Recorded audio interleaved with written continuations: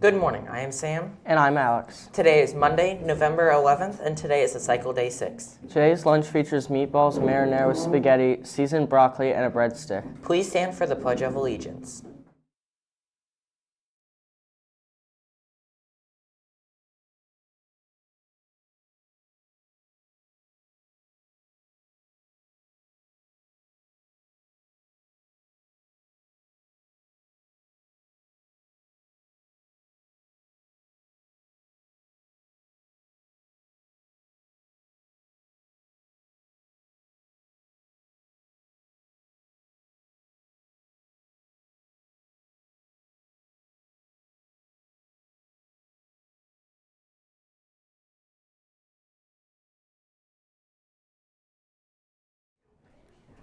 We begin today's broadcast with a look at this weekend's sports.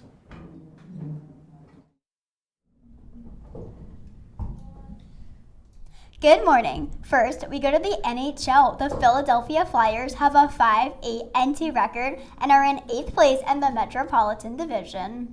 Next, the Pittsburgh Penguins have a 6-8-2 record and are 6th place in the division. The Washington Capitals, with a 10-4-0 record, hold 3rd place in the Metropolitan Division. Their newest goalie, Logan Thompson, is already setting franchise records this season, starting with an impressive 7-0 streak. Now, over to the NHL. The Hershey Bears are in 1st place in the Atlantic Division with an 8-3-1 record. Close behind are the Lehigh Valley Phantoms, who sit in 4th place with a 5-3-2 record. We now move to Major League Soccer. The semifinals are now set, and Inter Miami will not be moving on after suffering a historic loss to Atlanta. In the Eastern Conference semifinals, Orlando will face Atlanta and New York City will face New York. In the Western Conference semifinals, LAFC will face Seattle, and the LA Galaxy will face Minnesota. Next, NASCAR's Cup Series Championship took place yesterday at Phoenix Raceway in Avondale, Arizona. Joey Logano, driving the number 22 Ford, took the checkered flag and placed him at the top of the point standings after the 36th and final race of the year. Congratulations to Joey and all his fans. We start our women's sports report with exciting news. Famous actor and comedian Whoopi Goldberg is launching the first ever fully women's sports news channel. The AWSN, All Women's Sport Network, provides 24/7 coverage of amazing women athletes excelling in the sports they love. This is a huge step forward for equality in women's sports and for women worldwide. Plus, Whoopi Goldberg is the perfect celebrity to launch this groundbreaking channel. Be sure to check it out. Next, we move on to a woman who has shaped modern women's sports. Basketball phenomenon Caitlin Clark has now been spotted on the green. After her basketball season ended, Caitlin took up golf following a joke about going pro. Yet now she is actually a pro and will be competing in the LPGA tournament later this week. Caitlin Clark shows that you can excel in one sport and crush it in another. Lastly, we highlight Team Canada's youngest hockey player this season, teen superstar Chloe Perrano, the team's youngest player since 1990s. She made her debut in the most recent game against the U.S. team. Chloe has been building her reputation for 2 years, and her hard work has paid off.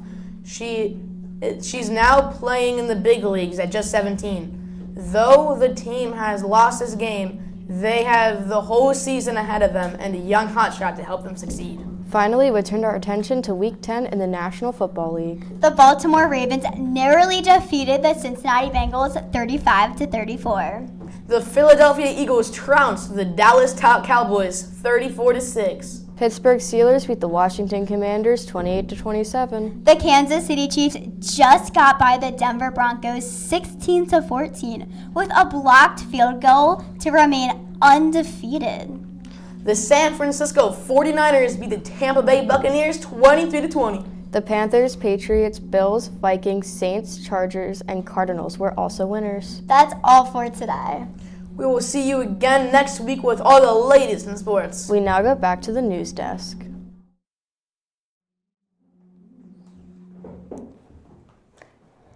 Thank you for that report. Any girl who plans on trying out for girls' basketball team must attend a mandatory meeting today at Wildcat in the cafeteria. Again, any girl who plans on trying out for the girls' basketball team must attend a mandatory meeting today in Wildcat in the cafeteria. See Miss Day with any questions. Attention Spelling Bee finalists. A meeting will be held during Wildcat today to go over preparations for the upcoming championship round on Thursday. Please report to the Great Mr. Har's room 321 in the Voyager Inspiration Hallway today. We will discuss the format and expectations. See you then. Attention any 7th and 8th grade football players. Any player who was unable to attend yesterday's banquet should see Coach Andrews in room 304 during Wildcat period or AM homeroom to pick up their certificate and gift bag. Today we send happy birthday shouts to Gabrielle Kenyi, Gavin Milheims, and Xavier Nesbitt. We hope you have a great day. We now have a very special message from Mr. Carter and Mr. Confer.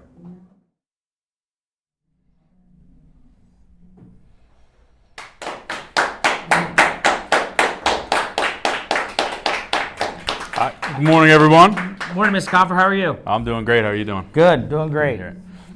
So today we're going to talk a little bit about our service, what we've done, where we are. Currently, I'm still serving. This is 10 years now for me. I still have at least 3 years left. I'm a staff sergeant in the Army, but kind of a subcategory is the Army National Guard. So that allows me to be your phys ed teacher, but also allows me weekends and then over the summertime, then any possible deployments. I have one deployment myself over to the Sinai in Egypt. Hopefully coming up that we don't have any more of those, and I can stay here and be your school teacher permanently going into the future. I've done some state activation jobs, different things like where we had to do rescues for snow, for flooding, inaugurations, different security missions as well. So it's very diverse in what the National Guard can do and offers the state of Pennsylvania. For those of you who don't know me, I'm Mr. Carter. I'm a 7th grade social studies teacher. I served on active duty from 2002 to 2006. I was a warrant officer. I was a helicopter pilot. I served a tour in Iraq from 2003 to 2004. And I had a lot of fun doing it, a lot of fun getting to meet new people, seeing new places, and it was an absolute great experience for me. I think now we wanted to first talk a little bit about what Veterans Day is very quickly. And Veterans Day is a day that in this country where we celebrate all those who have served. Unlike Memorial Day, where we celebrate those who have given the ultimate sacrifice. On Veterans Day, we serve all that have served, current and former military, and those who gave the ultimate sacrifice. The holiday started after a tradition of Armistice Day, to celebrate the end of World War I. And after the Vietnam War, we decided that we should be celebrating all veterans instead of those who were just from World War I, and that is where Veterans Day got its start. Yep. So as you give thanks today to veterans, make sure you also think about their families. They sacrifice a lot too, and even the school. Maybe a little round of a round of applause for everyone here at the school, because when I go away, you guys also have to deal with that too as different gym teachers. So thank you for supporting everything that veterans do and what we do in the daily. I think it's important to celebrate veterans on this day because people don't sign up for the military in this country for a political party, for a president. They serve because they care about the people like you who they don't know, the kids who they are looking out for their freedom. So you have the right to a free education. So you have the right to free speech without persecution. So you have the right to be what you want to be and live up to the ideas of what this country is. And they give up so much, whether it is their risking bodily harm, not being able to see their children born, all kinds of things that they give up so you can live in the greatest and freest country in the world. One more thing, Zach Ertz had the first down.